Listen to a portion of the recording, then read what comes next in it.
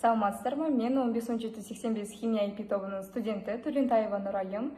Бүгүн мен жастарга сенемин атты тақырыпқа сұхбат алатын боламын. Өзүңүздү тааныштырып кетсеңиз.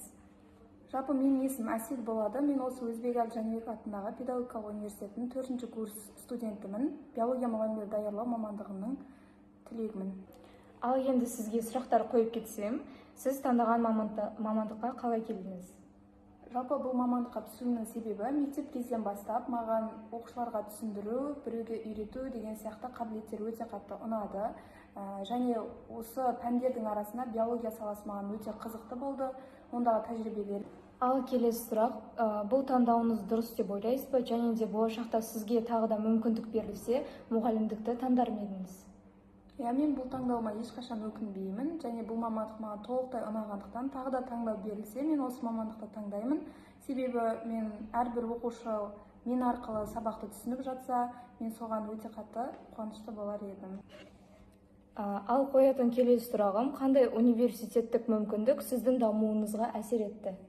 Жалпы мен осы универде 2-ші курс оқып жүрген кезде тегін түрік тілін үйрену мүмкіндігін алған болатынмын. Әрі сол тілді үйрену арқылы менің әлі де осы түрік тілі бойынша өз мамандығымды жетілдіру деген қызығушылық пайда болды. Және магистратурада алдағы уақытта сол Түркияда оқу ниетім бар. Құдай қаласа.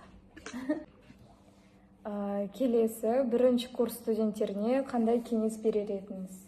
Жалпы барлық 1-ші курстарға айтарым, мен осы тек қана сабақты ғана оқып қоймай, универдің іс-шарасына белсенді қатысып, әрбір универдің берген мүмкіндіктерін пайдалануға кеңес беремін. Келесі, сіздің ойыңызша жастар елдің дамуына қандай үлес қоса алады?